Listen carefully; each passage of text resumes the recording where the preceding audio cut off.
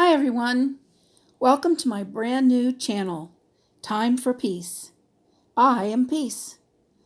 I have been called a shamani, which is a female shaman, a wise woman, and a medicine person. What I call myself is a crone, a white witch, a tree hugger, and an old hippie. I work with Earth's energies to bring about positive change for healing, beauty, and well-being. I call this work practical magic. That's magic as in MAGICK, not magic like the performance art.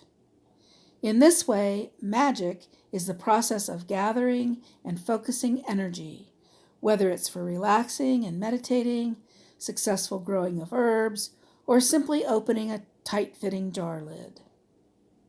One of my favorite magics is herbology, the study of plants, how to identify them, how to use them for medicine, how to use them in a magical way, and how to use them for food.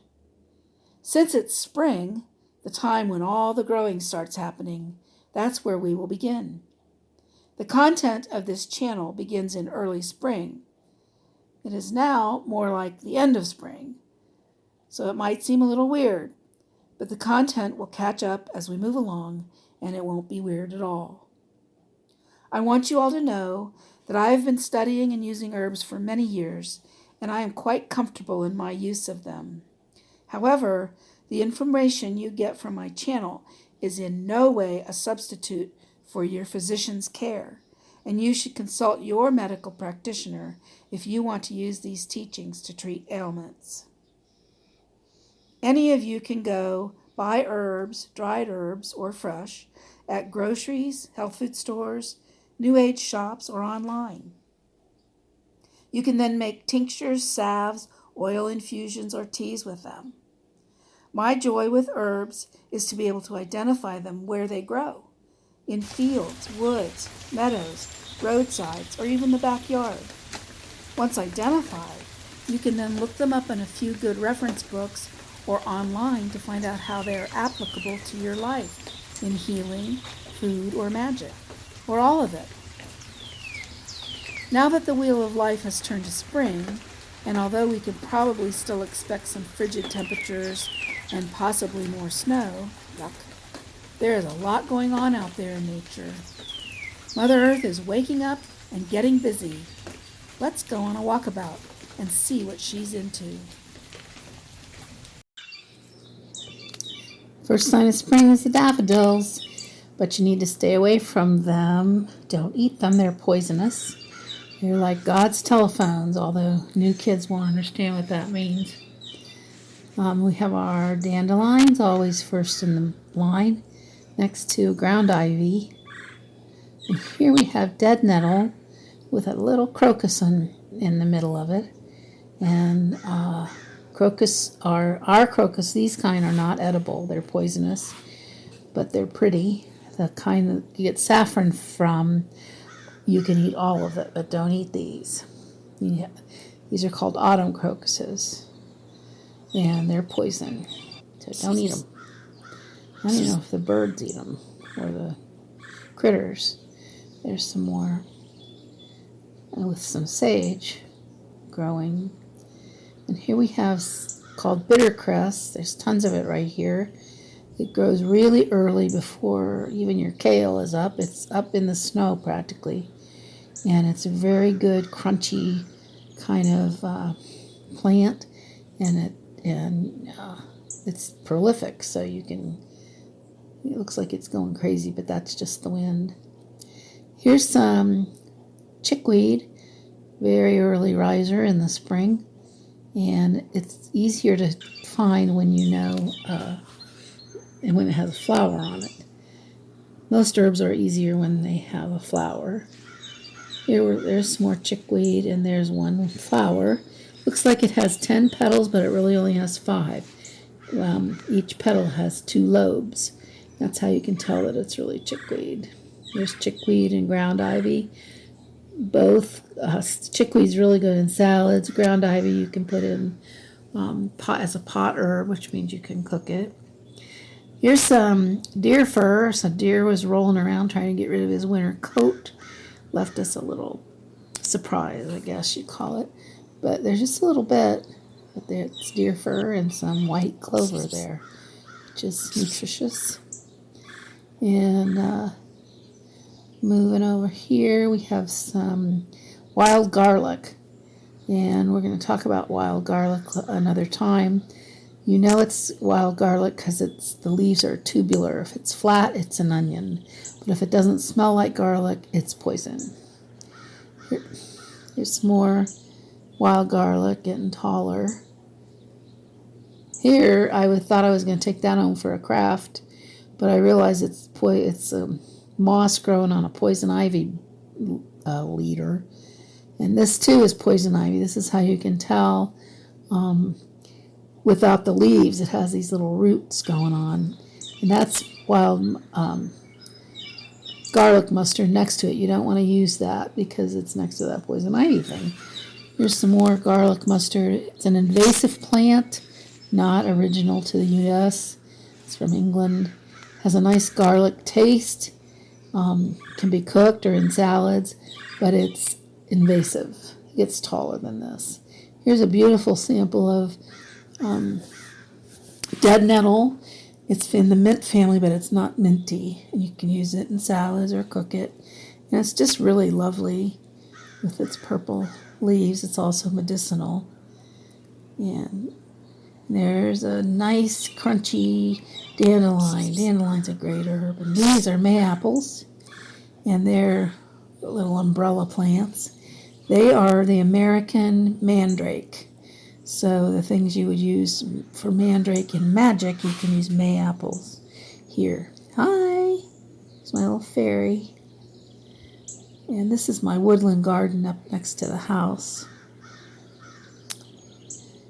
And this is one of my husband's compost projects. He cooks dirt.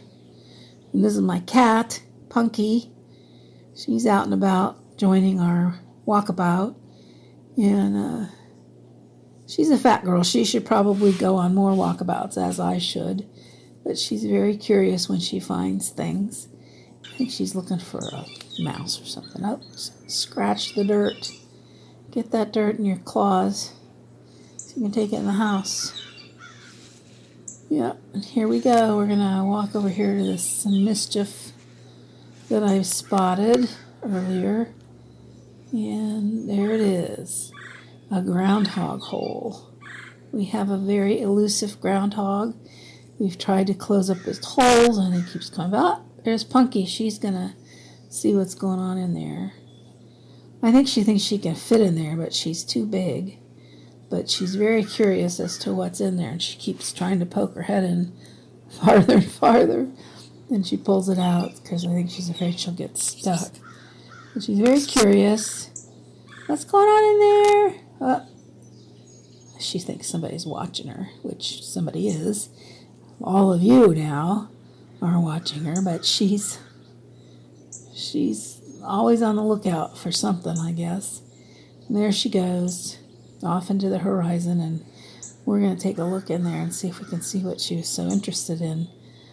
But I don't see anything. It's just a dark hole. Here's another crunchy dandelion. Yummy yum. One of the faves of the springtime.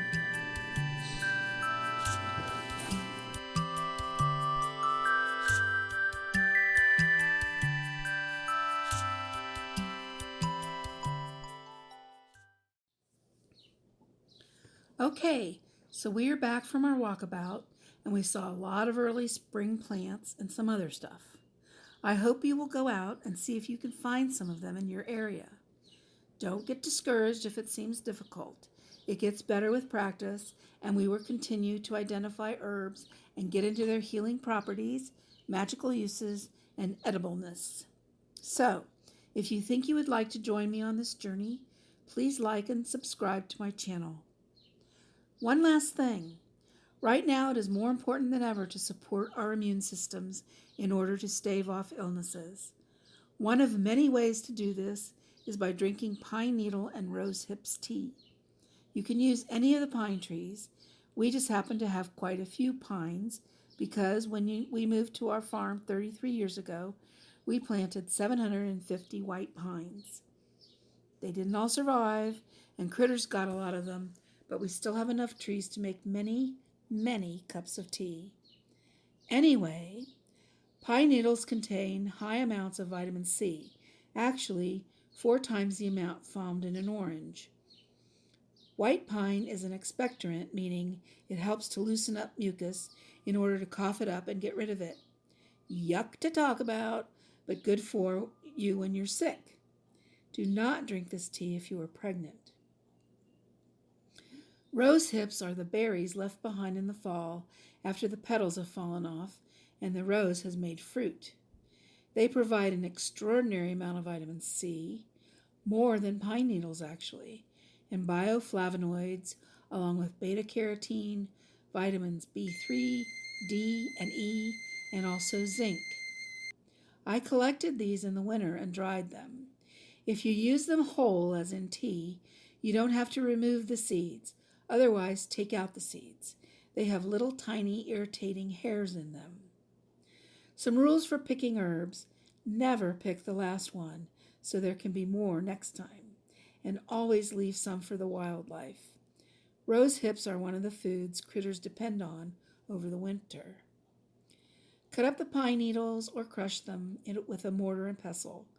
Put them in a teapot and cover them with boiling water. Steep for about 5 minutes. Here's a nice thought to have while you are sipping this delicious tea and boosting your immune system. It's by Henry James. 3 things in human life are important. The first is to be kind. The second is to be kind. And the third is to be kind. 4 wins, and you have a safe, healthy, and magical day. See you next time.